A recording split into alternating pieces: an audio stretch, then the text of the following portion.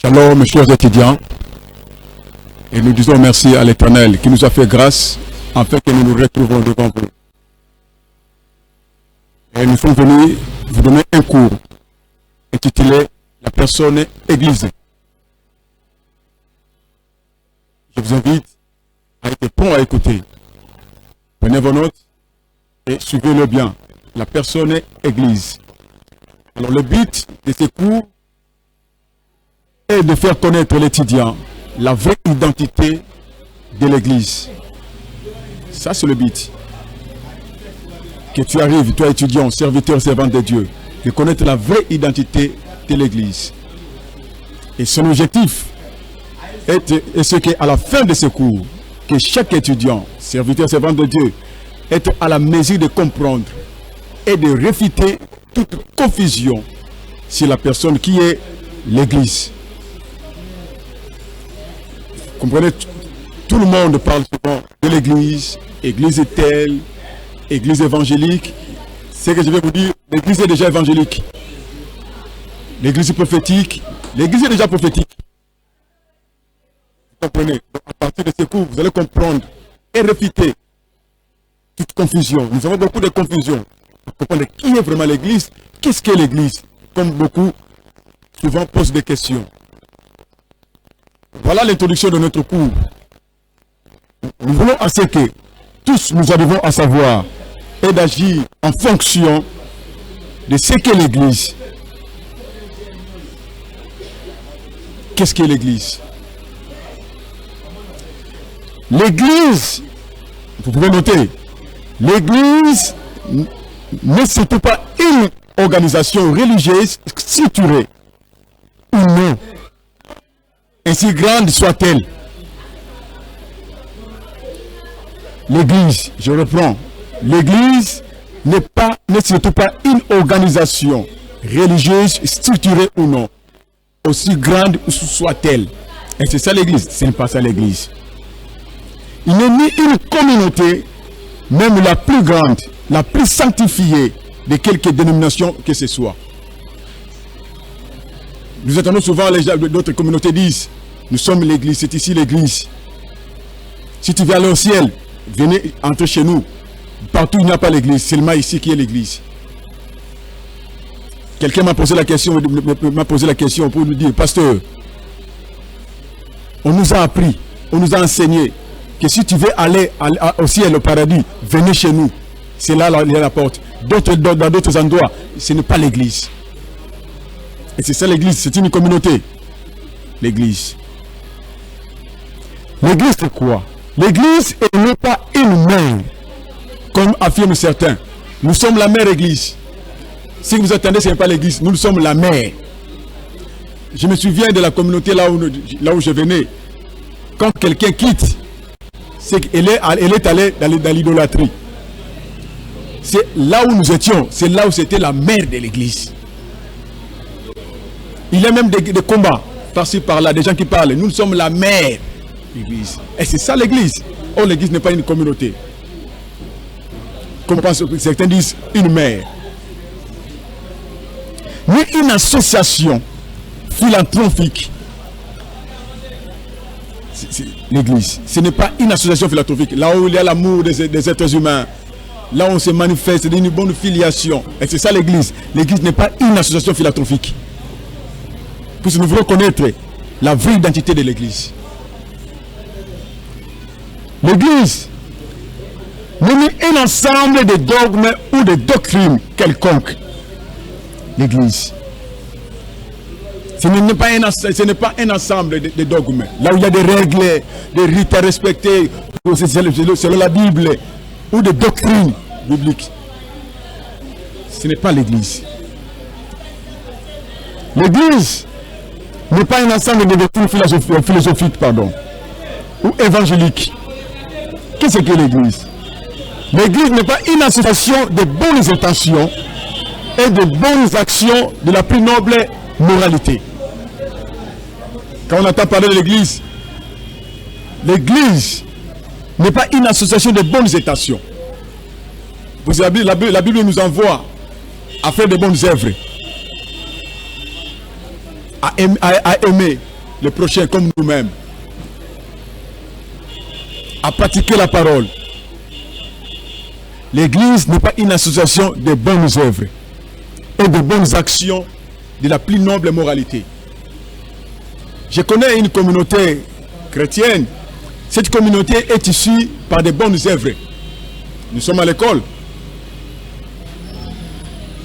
C'est là où est venue la communauté néo-apostolique. Ce n'était pas une église, ce n'était pas une communauté, c'était sorti de bonnes œuvres. Quand les gens se réunissaient, se regroupaient pour aller pratiquer la parole. Comme ils priaient, ils partageaient la parole, au fur et à mesure, ils se sont constitués comme une communauté chrétienne. Et ils ont bâti maintenant l'église. L'église n'est pas une association de bonnes intentions. Quelle que soit. Qui c'est que l'église?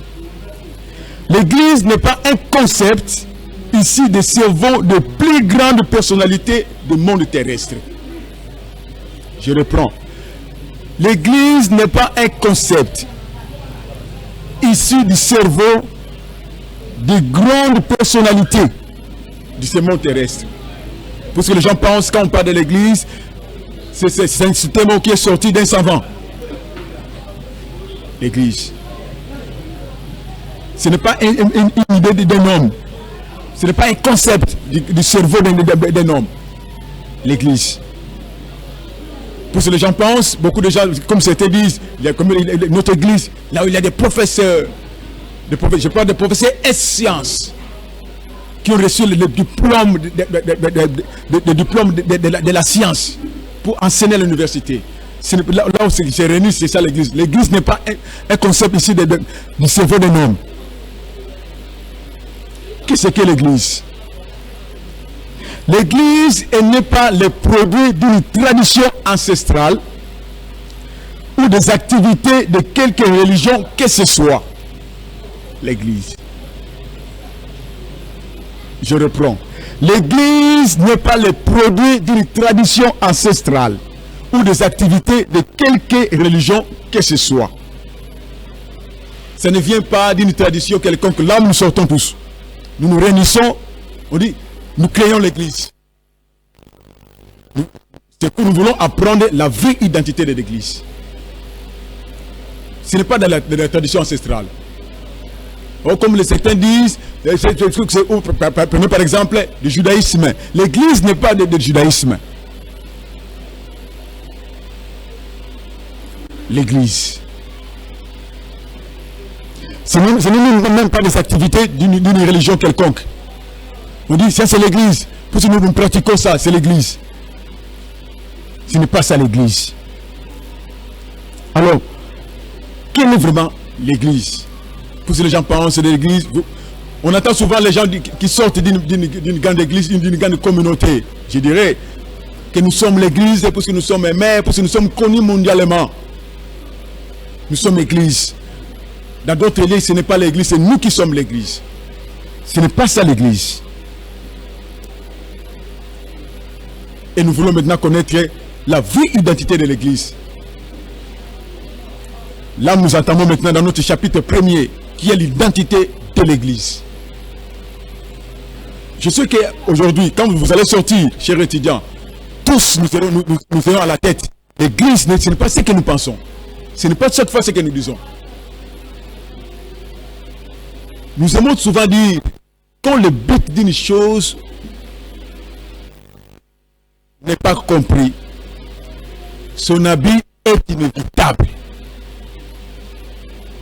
Quand nous nous réunissons, quel que soit l'endroit, quand nous rendons culte, quel que soit le lieu, si nous n'arrivons pas à connaître vraiment le but du Seigneur Jésus, le but de Dieu pour l'Église, chers étudiants, serviteurs, servantes de Dieu, les habits, nous n'allons pas le refuser. On va toujours vivre les habits par-ci, par-là, de jour au jour, sur le mot Église. Voilà pourquoi aujourd'hui on parle de l'église des Noirs. C'est que s'il y a l'église des Noirs, il y a aussi les églises des Blancs. Et s'il y a l'église des Blancs, c'est qu'il y a aussi les églises des Rouges. Vous comprenez? Pourquoi? Parce que nous ne sommes pas arrivés à connaître et à comprendre la vraie identité de la personne église. Voilà pourquoi vous trouvez même des chrétiens, même des hommes de Dieu qui se disent, là c'est l'église des Noirs. C'est qu'en Inde, en Europe, il y a les églises des Blancs. Si permettez-moi de vous dire aussi, c'est ça ce qui permet à ce que nous trouvons même dans des continents en dehors de l'Afrique, en dehors de l'Europe, en dehors de l'Asie, quand un noir, un homme de Dieu, part en Europe, là où il y a des blancs, vous allez trouver que la majorité, ce ne sont que des noirs. Oh, il est allé comme établi par Dieu pour annoncer et répandre l'évangile. Mais là, on voit que des noirs, il n'y a pas de blancs. Vraiment, ils auront raison de dire que l'église, c'est l'église des noirs. Quand vous vous déplacez, vous allez dans un autre endroit, vous trouvez là où il y a des hommes, des pasteurs blancs, il n'y a que des blancs, il n'y a même pas un noir, pas même un rouge. Posons-nous la question de savoir, Dieu est venu seulement pour ces gens-là. Oh, l'évangile était pour être annoncé par toute la terre, jusqu'aux extrémités de la terre. Quand les gens se réunissent, seulement que des blancs, là, ils auraient raison de dire, l'église des blancs, par la confusion. Voilà, nous sommes appelés à comprendre et à réfuter cette confusion-là qui se trouve dans nos têtes, dans nos cœurs, concernant l'identité de la personne église. Voilà notre chapitre. L'identité de l'église.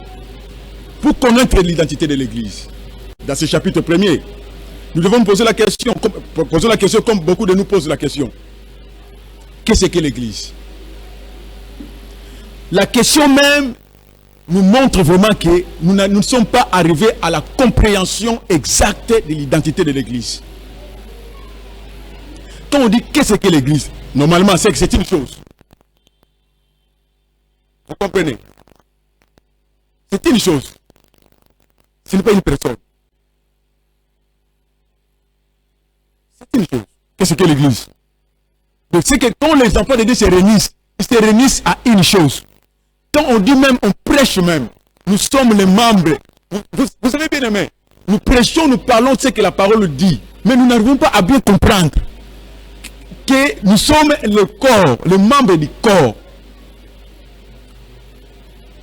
Une fois que nous arriverons à comprendre que nous sommes les constitutions d'un corps, c'est que nous allons comprendre la vraie identité de l'église. Voilà pourquoi il a ce cours, pour nous permettre à comprendre. C'est ce que nous parlons chaque fois. Ce que nous annonçons sur le haut de la chair, sur les montagnes, quand nous faisons des exhortations. Les corps, les membres du corps, nous sommes les membres du corps. Mais quand nous posons la question, qu'est-ce que l'église? C'est que nous parlons des choses que nous ne comprenons même pas. C'est que nous ne connaissons même pas. C'est ça ce qui diminue aussi la puissance de la parole de Dieu. Qu'est-ce que l'église? Je dirais, quand on se pose la question de qu'est-ce que l'église, je vous dis, chers étudiants, c'est un injure, une insulte apportée à la personne de l'épouse du Seigneur. Qu'est-ce que c'est une chose, n'a pas d'importance.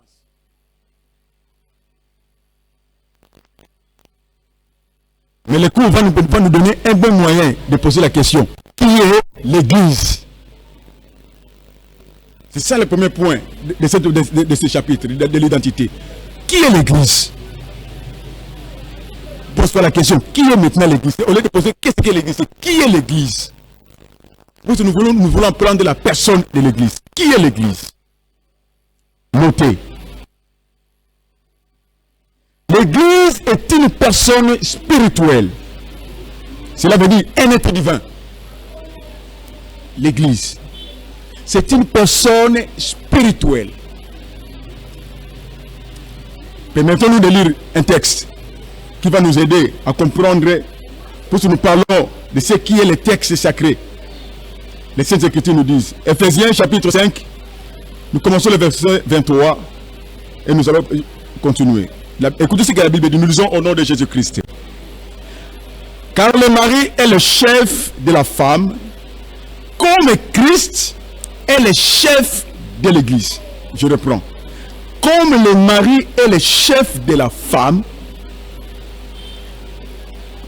car le mari est le chef de la femme, comme c'est de même, on enlève le comme, c'est de même, Christ est le chef de l'Église, qui est son corps, et dont il est le sauveur.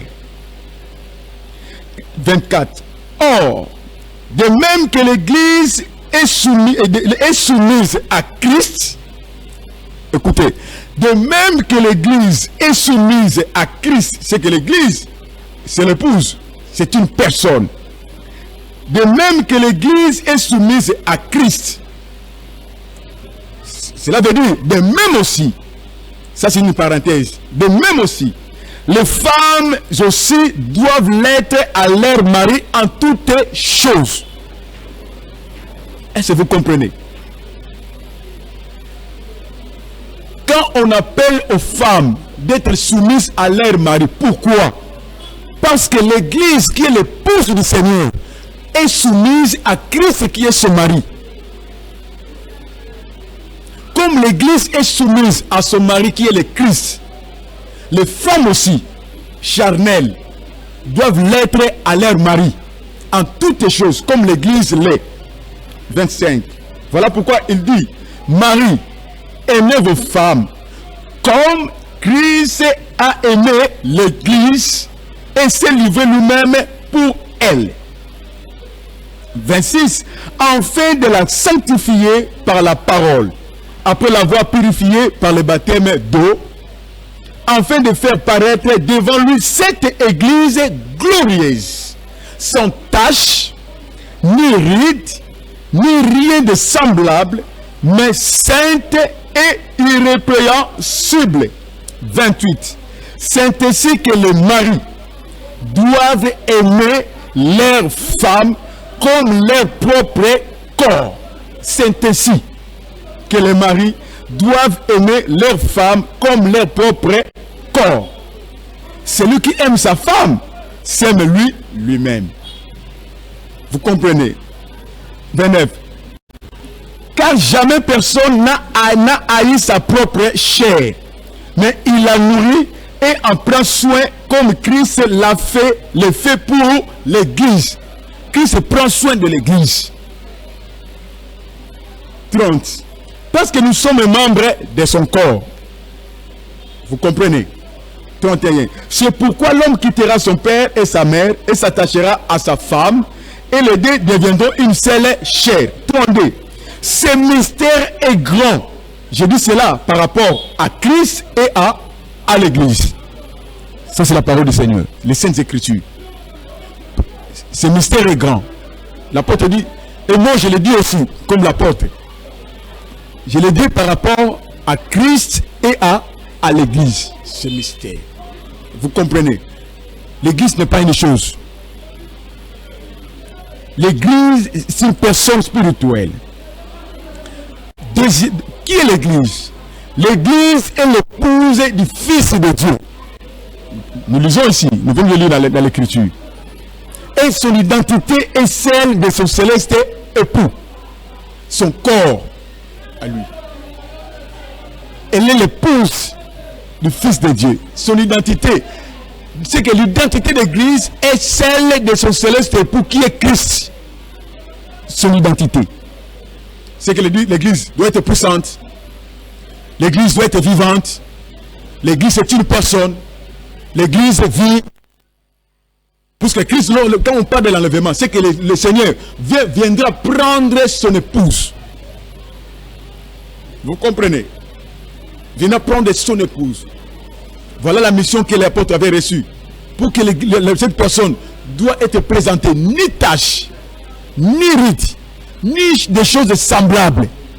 Il doit être pur. Comme qui? Comme son époux, le Christ. Qui est l'Église? Elle est une personne, c'est-à-dire, elle est un être vivant, organisé. Une créature vivante. Elle est un ensemble des organes vivants. L'Église. C'est une personne, c'est un être vivant.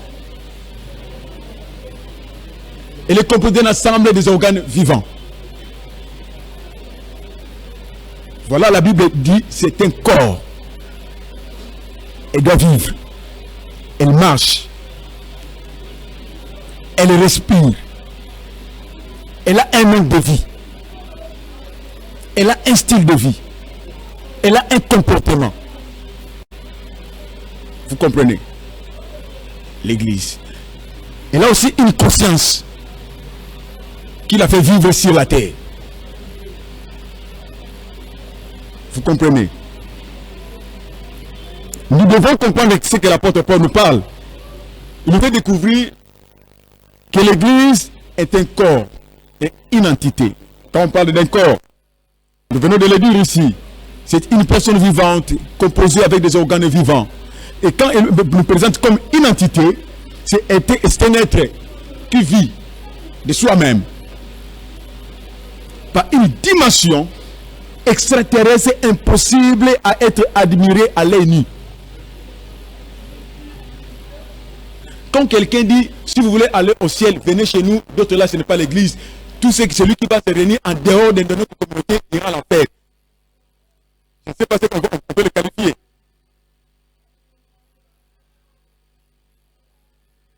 C'est que c'est lui-même qui est en train d'amener les gens à l'enfer. Ou il ne comprend pas ce qu'il est en train de dire. C'est qu'il ne comprend même pas l'écriture, ce que l'écriture dit.